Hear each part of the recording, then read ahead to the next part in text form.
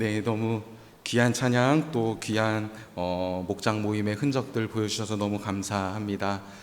네, 참 예전에 불렀던 찬양이었던 것 같은데요. 이 찬양의 가사가 마음을 참 울립니다. 네, 사랑 없으면 소용이 없고 아무것도 아닙니다. 예, 오늘을 살아가는 우리에게 가장 필요한 단어가 사랑이지 않을까, 또 이 사랑을 회복해야 되지 않을까 다시 한번 생각해 보며 또 다짐해 보게 됩니다. 귀한 찬양 감사합니다.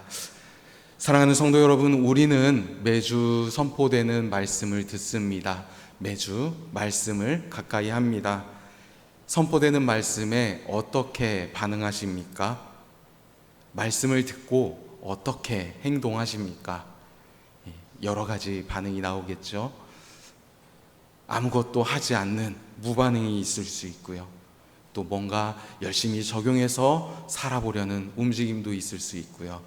열심히 적용해서 살아보고 싶지만 뜻대로 되지 않아 마음 아파하는 경우도 있을 수 있을 것 같습니다. 하지만 분명한 것은 하나님의 말씀은 우리에게 생명을 주는 말씀이라는 사실입니다. 우리의 삶에 활력을 불어넣어 주는 것, 그것이 바로 우리 하나님의 말씀인 줄 믿습니다. 그래서 우리는 이 하나님의 말씀을 사모할 수 있어야 합니다. 오늘 말씀을 통해서 함께 이 하나님의 말씀에 대해서 다시 한번 생각해 보려고 합니다. 오늘 말씀 가운데 선포되는 메시지를 함께 마음에 담으시고 결단하실 수 있는 귀한 시간이 됐으면 좋겠습니다. 오늘 우리가 함께 본 에스라라는 이 말씀은 엄청난 역사를 담고 있는 책입니다. 에스라서는 생각보다 짧습니다. 짧은 책이지만 굉장히 긴 역사를 다루고 있습니다. 1차 포로기환부터 3차 포로기환까지의 이야기가 이 에스라라고 하는 한 책에 전부 다 기록이 되어져 있는데요.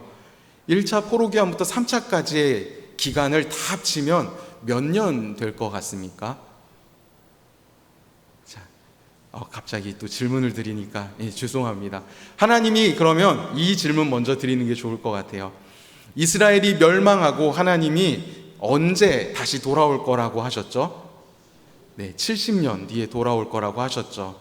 네, 70년 뒤에 이스라엘이 돌아왔을까요? 네, 오기 시작했습니다. 그때가 1차 포로기환입니다. 1차 포로기환은 주전 537년에 예수아와 스룹바벨을 통해 이루어지게 됩니다.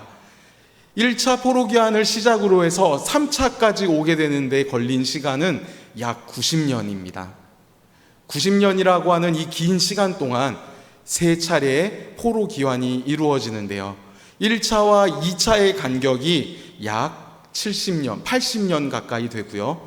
그리고 2차와 3차가 13년 이 정도, 그래서 한 90년 가까이가 포로기환하는 데 걸리게 됩니다. 짧은 책이지만 굉장히 긴 시간의 역사를 기록하고 있는 책, 오늘 우리가 보고 있는 이 에스라라고 하는 책입니다.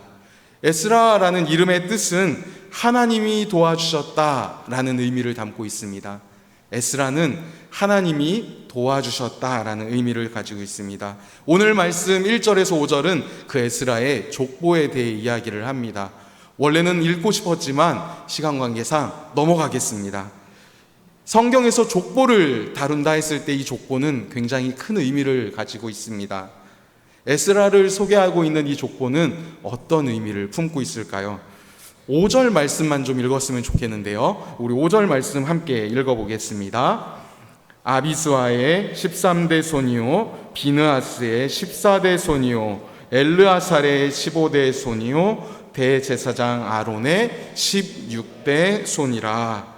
자, 에스라의 직분이 나타나고 있습니다.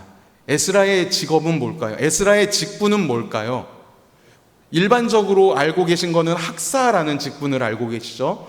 그런데 오늘 여기 이 본문에서 에스라의 또 다른 직분 하나가 등장을 하게 됩니다. 바로 제사장입니다. 에스라는 제사장의 직분을 가지고 살았던 사람입니다. 그냥 제사장이 아니라 뼈대 있는 가문의 제사장이라는 것을 말씀은 보여주고 있습니다. 제사장의 시작이 되었던 아론의 16대 손. 성도님들의 조상이 있으시죠? 저도 제 뿌리가 있습니다. 김수로 왕의 자손입니다. 저도. 정말입니다. 이 김씨, 이 제 성이 많이 팔리기는 했지만, 저는 분명한 뿌리가 있습니다. 저도 정통파입니다. 오늘 에스라도 정통파입니다. 뭔가 끌렸습니다. 에스라는 이 족보에서 이야기했듯이 믿음의 뿌리가 있던 사람이었습니다. 믿음의 뿌리를 가지고 하나님을 믿는 신앙을 가지고 살았던 사람, 그리고 이스라엘 백성들을 이끌었던 지도자였고 개혁가이기도 했습니다.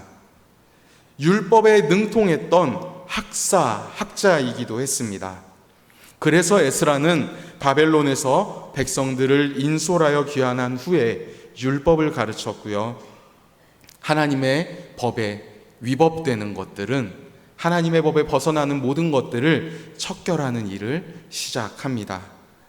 1절의 말씀을 함께 보려고 합니다. 우리 1절 말씀을 함께 읽어보겠습니다. 이 일 후에 바사왕 아닥사스다가 왕위에 있을 때에 에스라라 하는 자가 있으니라. 그는 스라야의 아들이요 아사랴의 손자요 힐기야의 증손이요.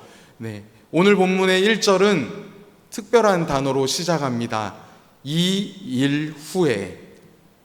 어떤 일이 있었다는 걸까요? 원어의 의미를 조금 더 찾아보면 그리고 이 일들 후에라고 기록되어 있습니다. 이전의 이야기와 다른 이야기가 이제 시작이 된다는 거죠. 그런데 중요한 건 이전의 이야기가 의미가 있는 이야기라는 겁니다. 그러면 7장 1절과 6장 마지막 절 사이에 간격이 얼마나 될까요? 우리가 보기에는 그냥 22절에서 7장 1절로 넘어가는 한 절의 이야기이지만 이 7장 1절과 6절의 시간 간격은 50년의 간격을 두고 있습니다. 왕이 바뀌거든요. 6장에서의 왕은 다리오 왕입니다. 다리오 왕 들어보셨죠? 다리오 왕은 페르시아의 3대 왕입니다. 세 번째 왕이 다리오 왕이고요. 오늘 우리가 읽는 7장 1절의 왕은 아닥사스다 왕입니다. 아닥사스다 왕. 아닥사스다 왕은 페르시아의 5대 왕입니다. 3대에서 5대까지의 이 2대 동안, 50년 동안 어떤 일들이 있었을까요? 고레스 조서가 발견이 되었습니다. 그래서 성전을 재건할 수 있는 기회가 생겼습니다. 그런데 대적들의 방해로 에스라 4장에서 그것이 중단이 되었습니다. 그러다가 다리오 2년에 다시 성전을 짓게 되는 움직임이 시작이 됩니다. 고레스 칙령이 적힌 두루마리를 다리오 왕이 발견했기 때문입니다. 그래서 6장에 이르러서 이때 지어지는 성전이 완공이 되는 이야기가 6장의 이야기입니다.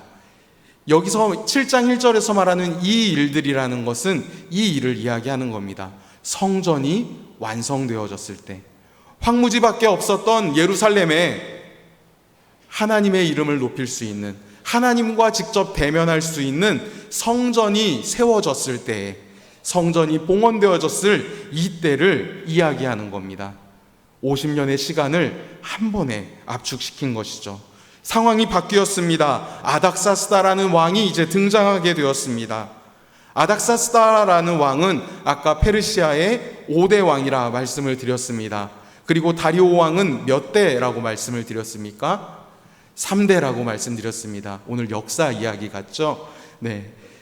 3대와 5대 하나가 빠졌습니다. 어디가 빠졌습니까? 4대가 빠졌죠. 4대가 궁금하지는 않으십니까?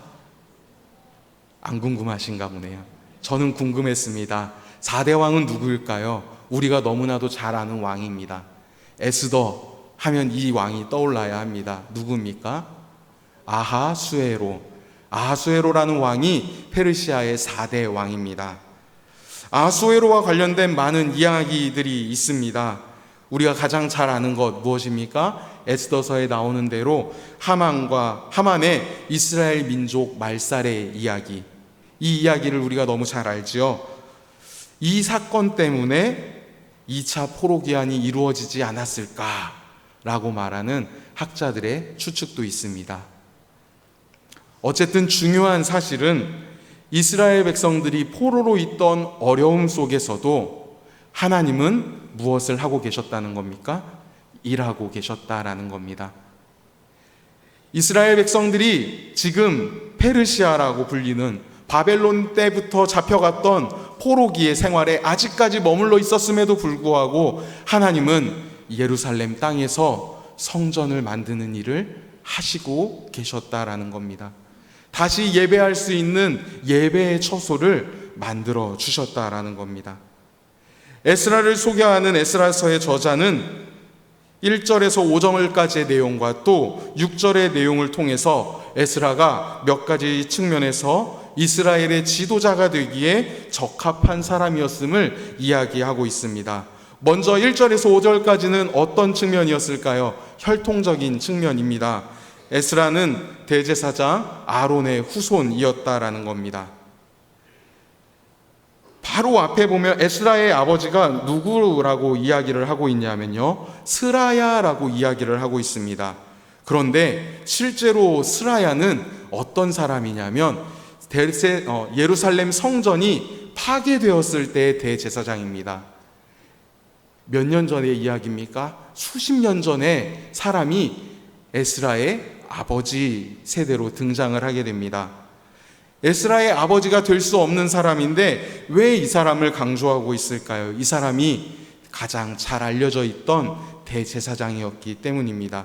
이스라엘 백성들이 에스라를 이해하기 위해서 가장 확실하게 이해할 수 있는 사람이었기 때문에 이 사람을 데리고 왔던 것이죠. 어쨌든 에스라는 혈통적인 면에서 아론의 후손이었기에 이스라엘을 인도할 수 있는 자격이 있는 사람이었습니다. 그리고 두 번째, 정치적인 측면에서도 에스라는 충분한 능력을 가지고 있던 사람입니다. 고대 근동 최고 권력자였던 아닥사스다의 총애를 받았기 때문입니다. 아닥사스다가 어느 정도로 에스라를 사랑했을까요? 25절에 보면 권력까지도 에스라에게 넘겨줄 정도로 모든 권한을, 성전과 관련된 모든 권한을, 감독할 수 있는 모든 권한을 에스라에게 넘겨줄 정도로 에스라를 사랑했던 그 사람이 아닥사스다였습니다. 엄청난 힘을 가지고 있던, 권력의 힘을 가지고 있던 사람이 에스라였습니다. 그리고 세 번째, 종교적인 측면으로 에스라는 율법에 탁월한 사람이었습니다. 6절 말씀을 보면 이렇게 기록되어져 있습니다. 제가 6절 말씀을 읽어보겠습니다. 이 에스라가 바벨론에서 올라왔으니 그는 이스라엘의 하나님 여호와께서 주신 모세의 율법에 익숙한 학자로서 그의 하나님 여호와의 도우심을 입음으로 왕에게 구하는 것은 다 받는 자이더니. 에스라라는 사람은 어떤 사람이라고 되어 있습니까? 모세의 율법에 익숙한 학사, 익숙한 학자라고 이야기합니다. 율법에 있어서 탁월한 능력을 가지고 있었던 사람이 에스라였습니다. 그래서 에스라는 지도자로서 부족함이 없었던 사람입니다. 에스라는 이스라엘에서 태어난 사람이 아닙니다. 바벨론 포로기 때 페르시아에서 태어난 사람입니다. 에스라는 왕의 총애를 받았습니다. 편안한 삶을 보장받고 있었습니다. 그런데 편안한 삶의 자리를 버리고 회복되고 있지 않는, 이제 조금씩 회복의 걸음을 걷고 있는 이스라엘을 위해 하나님의 말씀을 바르게 깨닫게 하기 위해 이스라엘로 온 사람입니다.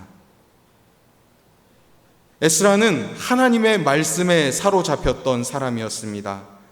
말씀에 사로잡혀 있던 에스라를 하나님은 사용하십니다. 말씀 가운데 사로잡힐 때 하나님이 어떻게 에스라를 사용하셨습니까?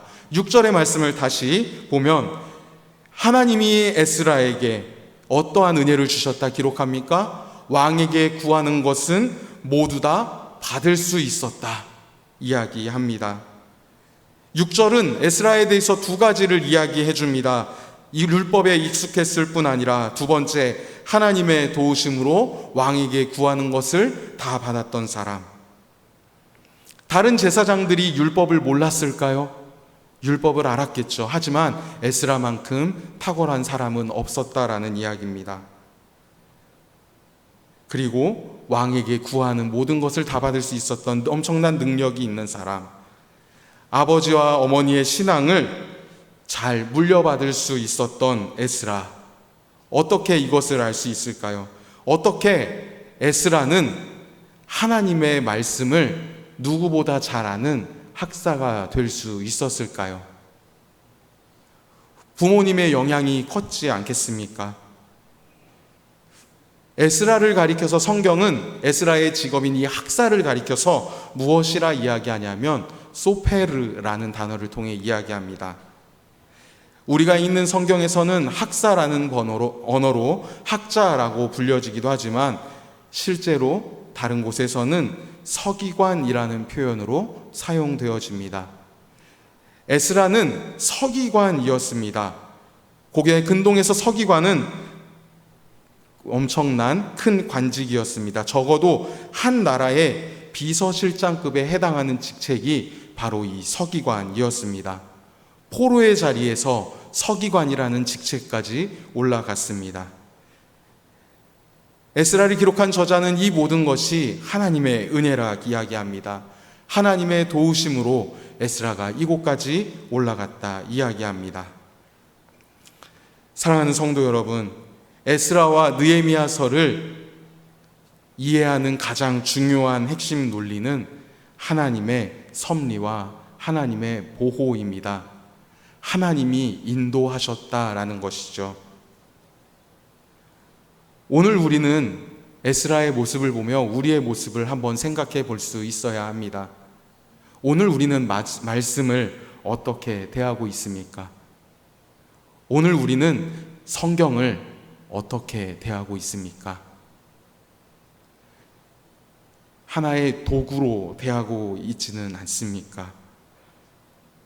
그냥 성경을 우리가 읽는데, 하나님의 말씀을 이해하는데 도움을 주는 하나의 도구로 우리는 이 책을 바라보고 있지는 않습니까? 에스라는 성경을 그렇게 바라보지 않았습니다. 포로의 신분이었습니다. 이스라엘에 태어나지 않았던 사람이었습니다. 말씀을 접하기에 너무나도 어려웠던 곳에서 에스라는 말씀을 누구보다 잘 알았습니다. 그만큼 하나님의 말씀을 사랑했기 때문입니다. 하나님의 말씀을 사랑했던 사람이었기 때문입니다. 하나님의 말씀을 끝까지 포기하지 않고 계속 붙들며 살아갔던 모습이 에스라의 모습이었음을 우리는 말씀을 보지는 않았지만, 말씀 속에 나타나지는 않았지만 말씀을 읽으며 생각해 볼 수 있습니다. 척박한 상황 속에서도 무엇이 중요한지 알았던 사람,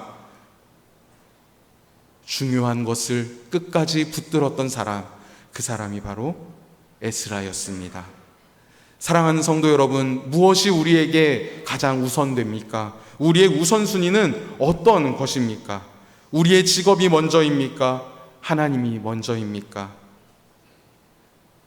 오늘 말씀은 우리에게 무엇이 우리의 우선순위를 두어야 하는 것인지 다시 한번 질문을 던지고 있습니다. 하나님께 우리의 우선을 둘지, 우리의 세상, 우리의 직업에, 우리의 삶에 우리의 우선순위를 두어야 할지 고민해 볼 길을 요청하고 있습니다. 에스라가 페르시아에서 바벨론 포로를 마치고 돌아옵니다. 돌아온 에스라는 한 가지 결정을 하게 되었습니다. 10절의 말씀입니다. 10절의 말씀을 함께 읽어보겠습니다. 에스라가 여호와의 율법을 연구하여 준행하며 율례와 규례를 이스라엘에게 가르치기로 결심하였더라. 아멘. 이미 하나님의 말씀을 잘 알고 있던 에스라입니다. 하지만 에스라는 다시 결심하였다라고 이야기합니다. 무엇을 하기로 결심하였다 이야기합니까? 하나님의 말씀을 계속해서 연구하기로 결심하였답니다. 연구에서 끝나는 것이 아니라 삶에서 실천하기로 결단합니다. 실천하는 것, 가르침으로 살아가기로 결단하였습니다. 이미 에스라는 하나님의 말씀을 꼭 붙들고 살아왔습니다. 지금도 그 말씀을 붙들고 있습니다. 그런데 여기서 멈추는 것이 아니라, 여기서 그만두는 것이 아니라 앞으로도 계속 그 말씀을 붙들며 살아가겠노라. 흔들리지 않는 에스라의 모습을 우리는 살펴볼 수 있습니다. 에스라가 돌아왔을 때 이스라엘은 어떤 모습이었을까요? 성전이 세워졌습니다. 하지만 백성들은 여전히, 그 땅에 있는 사람들은 우상을 섬기고 있었습니다. 에스라는 당황했을 것입니다. 그런데 그때 하나님의 말씀을 사모하는 사람들이 있었다. 에스라서에서는 기록하고 있습니다. 그들이 에스라를 찾아와 우리가 돕겠다. 에스라서 10장에서 그 이야기를 합니다. 에스라 혼자서 할 수 없었던 하나님의 말씀을 전하는 일을, 하나님 말씀을 함께 돕겠습니다 결단하는 이들과 함께 걸어가기 시작할 때 이스라엘에는 엄청난 회개가 일어나게 되고 변화의 역사가 일어나게 되었습니다. 사랑하는 성도 여러분, 에스라의 이야기를 쭉 훑어보았습니다. 에스라가 어떤 결심을 했는지 마지막에 살펴보았습니다. 에스라가 예루살렘에 돌아오며 이스라엘에 돌아오며 결심하였던 것, 단 한 가지, 말씀을 사랑하는 것입니다. 말씀을 연구하고 말씀을 실천하고 말씀을 가르치는 삶. 사랑하는 성도 여러분, 우리의 예배가 단순히 습관처럼 말씀을 듣는 자리가 되지 않기를 소망합니다. 마음을 담아 말씀을 배우고 말씀을 담고 말씀을 들으며 결단하는 자리가 되었으면 합니다. 왜 그래야 합니까? 하나님의 말씀은 살아있는 말씀이기 때문입니다. 우리를 향해 여전히 말씀하고 계신 하나님의 말씀, 히브리서 4장 12절은 이렇게 이야기하고 있습니다. 하나님의 말씀은 살아있고 활력이 있어 좌우의 날선 어떤 검보다도 예리하여 혼과 영과 및 관절과 골수를 찔러 쪼개기까지 하며 또 마음의 생각과 뜻을 판단하나니. 사랑하는 성도 여러분, 말씀은 우리의 생각과 마음을 찔러 쪼갠답니다. 찔러 쪼개는 이 말씀은 우리의 삶을 변화시킨답니다. 믿으십니까? 우리 안에 이 믿음이 있어야 합니다. 우리 안에 이 말씀을 듣고 연구하고 실천하겠다 다짐할 수 있어야 합니다. 그런데 다짐에서 멈추어서는 안 됩니다. 에스라의 삶에서 반복적으로 강조된 구절이 있습니다. 6절과 9절에 보면 동시에 같이 나오는 구절이 있는데요. 그의 하나님 여호와의 손이 그와 함께 하셨다. 6절과 9절의 말씀에서 에스라를 표현할 때 이렇게 표현하고 있습니다. 에스라가 하나님의 말씀에 순종할 수 있었던 것은 하나님의 손, 하나님의 도우심이 있었기 때문입니다. 우리의 결단만으로 해결된다는 것이 아닙니다. 우리의 결단 필요합니다. 우리의 다짐 필요합니다. 하지만 무엇보다 필요한 것은 하나님의 도우심이라는 겁니다. 하나님이 도우시지 않으면 우리가 아무리 결심한다 한들 실천할 수 없습니다. 말씀을 배우고 실천하고 가르치려는 우리의 결심이 열매 맺게 하시는 분은 하나님이십니다. 하나님이 손이 함께 하셔야 우리의 삶이 능력을 얻을 수 있고, 하나님의 손이 붙드셔야 우리의 교회와 우리의 가정이 변화될 수 있습니다. 사랑하는 성도 여러분, 이번 한 주 하나님의 도우심을 입어 살아가실 수 있는 성도 여러분의 삶의 자리가 될 수 있기를 소망합니다. 에스라에게 함께 하셨던 하나님, 그 하나님이 오늘 하나님 말씀 의지하며 하나님 뜻대로 세상 속에서 살아가겠노라 다짐하며 나아가는 우리의 삶의 자리 안에서 우리를 도우실 것입니다. 도우시는 하나님을 발견하시며 하나님 만나시고 하나님께 감사함으로 살아가는 이번 한 주 사랑하는 성도님들의 또 저의 삶의 자리가 될 수 있기를 간절히 소망합니다. 기도하겠습니다. 사랑과